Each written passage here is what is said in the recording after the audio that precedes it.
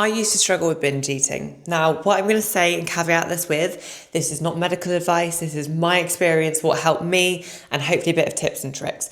I am not an eating disorder therapist. I'm an online coach with 9 years experience and a lot of qualifications behind me, but I'm not trying to overstep. I'm trying to talk you through what worked for me and what I found really useful over the years. What I want to also caveat this with is this advice is not around binge eating disorder. So I never had binge eating disorder. I struggled with binge eating and overeating and emotional eating. I'd probably argue it's somewhere between emotional eating and binge eating, and we can sort of work out a definition of that ourselves, but somewhere between that. So it's not that I had an eating disorder. Just to caveat that as well, I had previous eating disorders. So I was diagnosed at 14 with anorexia. Before that, I believe that I had maybe binge eating and emotional eating beforehand. Definitely, I used to overeat and comfort eat.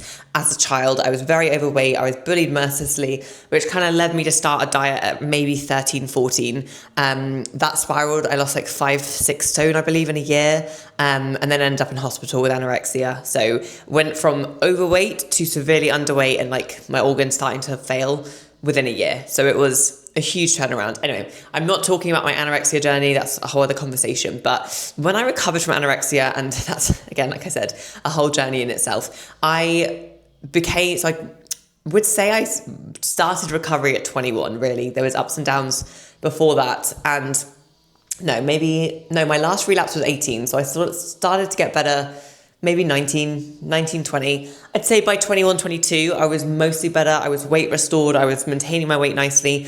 And I became a qualified coach. So I became a qualified personal trainer, started working just after university at like 21, 22 at a gym. And I think looking back, I wasn't as recovered as I probably felt like I was at the time. But that's, a whole other story that we learn from experience. But I really struggled a few years later with binge eating. So around 23, I believe, I started emotional/binge eating.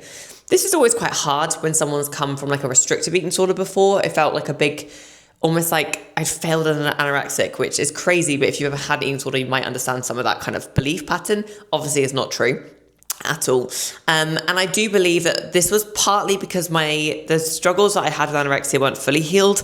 And I think I still was battling anorexia potentially, which was leading to binge eating. But I also think it's because I'd been through some really traumatic things. So I had a traumatic experience or experiences that happened at 22, 23, and I didn't deal with it. I, for multiple reasons, had to push through, had to rebuild my business, had to move cities, had to do a lot of things that meant I didn't give myself the time, headspace, or capacity to look after me. And this caught up with me with my let's call it emotional eating. And what I'd find is I'd start a day well, I'd have maybe some protein bars, I'd have a few bits of normal food. And then in the evening, I would go to Co-op because I lived alone, and I'd buy loads of chocolate, loads of sweets, and I'd eat all of it. Now, I never got to the point I felt I was sick at this point. I never got to the point that it was like a purging thing, but most nights I was falling into this trap and I was gaining weight. And as a personal trainer, it felt a bit like a fraud because I wasn't feeling the rest of my skin. I was giving advice all day. So this is the tips and tricks I learned over the years. Number one, therapy is everything, and you do need a qualified professional helping you. I did get an eating disorder therapist to help me, and that really, really helped. But there are other things you can do alongside that, or potentially if that isn't an avenue for whatever reason that is viable, that I think can help, is addressing the emotions. It's really important to work out like what the triggers are, what leads you to that binge eating. Every day, looking back, it's because I wasn't fueling myself. I was so busy building my business and living between two places and two cities that I actually wasn't fueling myself. I was eating protein bars. That was my diet, was just trying to hit my protein target. I wasn't getting enough fiber. I wasn't getting enough of any vitamin or mineral. And I think because of that, I didn't even realize that I was basically malnourished. So my body was making it that I was so hungry later in the day because I hadn't got enough of everything. So I then turned to like sugar, chocolate. So I actually still wasn't getting enough nutrition, but it was just part of it was honestly solving that and realizing that I needed to eat like an adult and not someone that has a protein bar addiction. I need to eat proper meals with proper balance, and that really helped. I also was not eating breakfast, so I stopped eating breakfast because every morning I'd wake up bloated and feeling so I'd be like, I'm not hungry yet, and I wasn't hungry, but that was leading to the binge eating later in the day. I stopped the breakfast, so I'd end up overeating later in the day. One of the best things I've ever done is start having breakfast, make sure it's like whole foods, 30-ish grams of protein, It really helps stabilize your blood sugar all day. It helps me not get that mid-afternoon crash. It helps me so much with the snacking. The other things I do is add in some pauses or barriers. So a lot of the time it was an impulse. I'd be on my walk at like 5, 6 p.m. anyway. I'd stop at Co-op. I'd get home. There'd be almost like no intention behind it or even thought pattern. So I added barriers. I told myself that I removed my Apple Pay on my phone and I didn't ever take a card out with me. So when I went past Co-op, I couldn't just pop in and buy some chocolate. That didn't stop it, but I did add a barrier that I then had to like just eat something, or I had to like order something. And sometimes that would give me enough headspace to like rationalize something that I didn't need it. That really helped. I think connecting more with friends, connecting more with family. I don't think I realized that I had lost a lot of connection and a lot of support around me.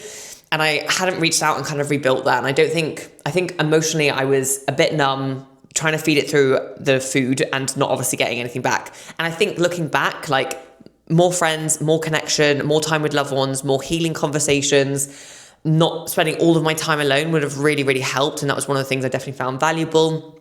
I think looking back now with like the wisdom I have, some journaling or meditation or some time to also like give myself that headspace to think through what I've been through would have been really helpful. So changing locations, making sure you get enough nutrition of everything. I think some accountability can really help. So sometimes I help clients with this sort of thing with emotional eating. I can't help clients with like a qualified diagnosed binge eating disorder, but I can definitely help people that just struggle with the emotional eating. So having some accountability, someone you need to talk to about this can really help as well. Working out your thought patterns. So what is the belief that leads to the trigger? So for me, it was like, F it, I'll start again tomorrow, or don't worry, I'll get back on my calories tomorrow, or I'll be sensible with food tomorrow. There was always an element of like tomorrow. The second I broke that down, I stopped saying tomorrow and I made myself always make a decision right then. That really helped as well. Because what I realized is the reason I was binge eating was basically because I was telling myself I'd start again tomorrow. I was giving myself permission. So I took away that permission and I said, no, I'm starting again right now. And that took time, that took effort to build, but over time it did.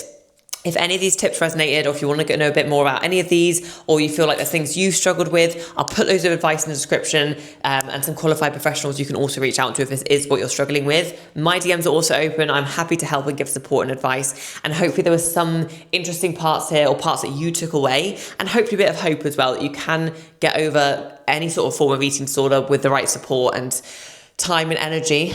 It's not easy, and I don't want it to ever feel like it is in a short YouTube video, but you can rewire your brain. And I think whenever I've had my eating sort of phases, I've never felt like it was possible. I felt like I would always be struggling with food, and I truly believe like the difference between then and now is incredible.